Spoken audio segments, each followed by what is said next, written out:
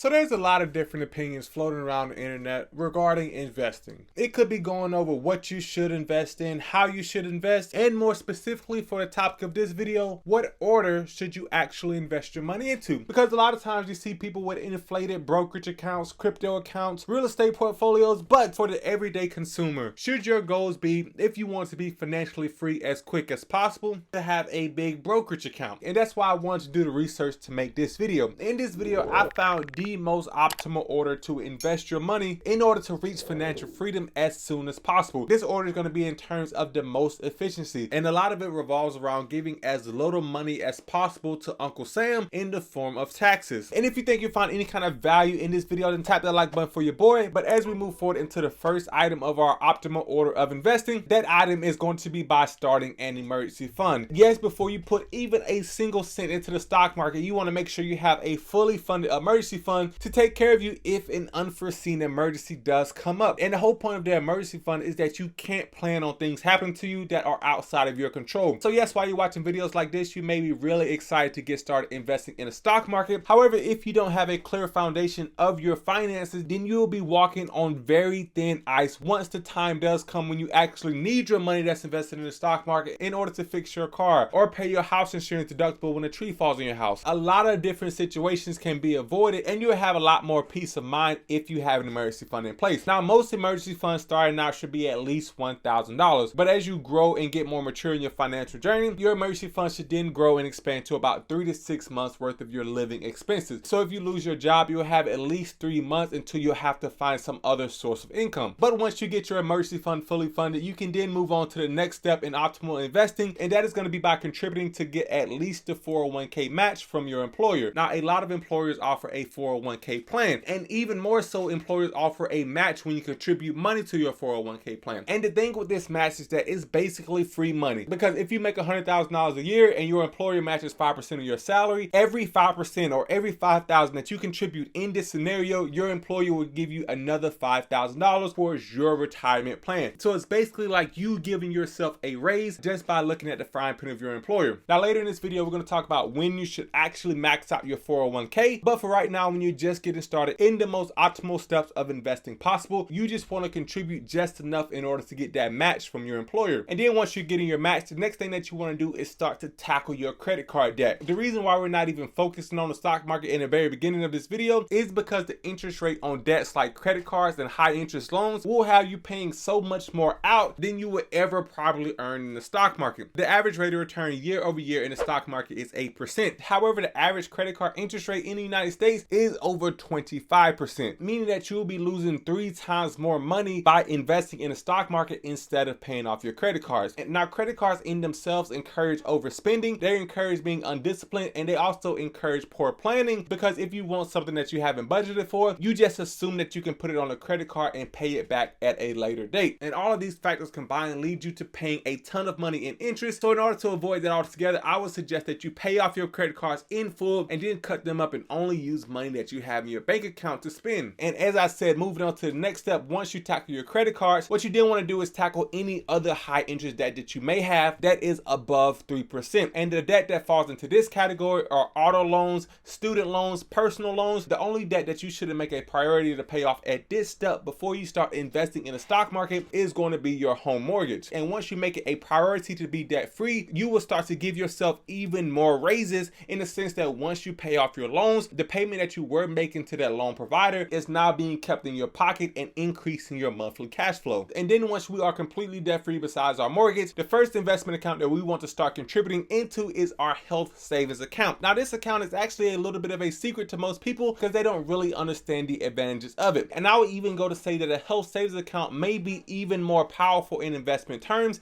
than a Roth IRA is. But for those who don't know what a health savings account is in the first place, the purpose of a health savings account is to help people save for medical expenses that are not covered by high deductible medical insurance plans. And what's so great and powerful about an HSA account is that the contributions that you make into your HSA are pre-tax, and also when you take money out of your HSA to pay medical bills, they are not taxed as well. So an HSA, for all intents and purposes, has the qualities of a 401k where you contribute pre-tax dollars, and a Roth IRA where your gains that you have already contributed can be taken out tax-free. And this is something that most people should be taking more advantage of, as the government has imposed a limit for a single person to contribute only $3,600 a year, and if you have a family plan, you can contribute up to $7,300. And if the government starts to put limits on how much you can contribute to a particular account, you can pretty much expect that if you contributed more money to it, it will absolutely start to be costing them money in tax dollars in some form or another. And after you max out your HSA with about $3,500 or $7,300 if you have a family plan, what you then want to do is max out your Roth IRA. And a Roth IRA is another tax advantage account.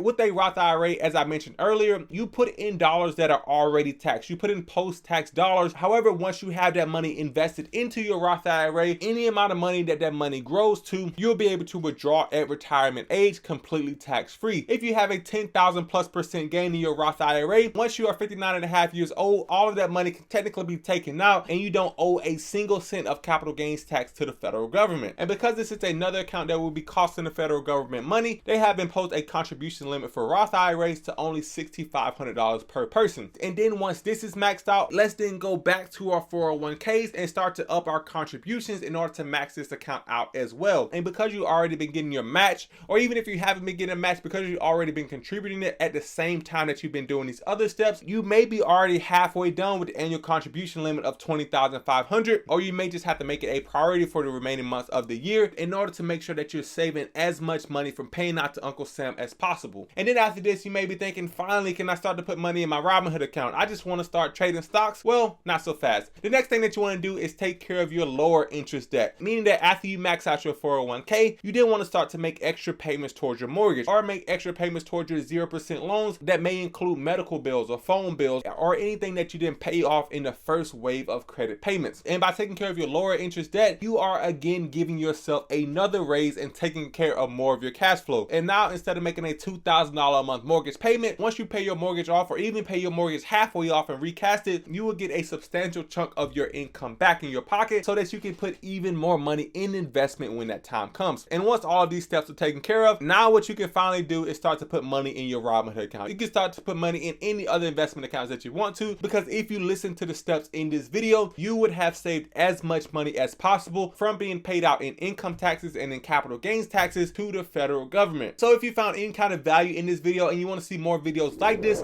then make sure you hit that subscribe button, as I am making a ton of new videos here recently. And also do me a quick favor and tap that like button for your boy, as it really does make me pretty happy. And as a treat for you listening to me talk this whole time, go down to the description and click the public link, where if you sign up to the public app, they will give you a free stock on me valued anywhere from $300 to $300. However, that's all I have for you in today's video, guys. I will see you next time. Peace.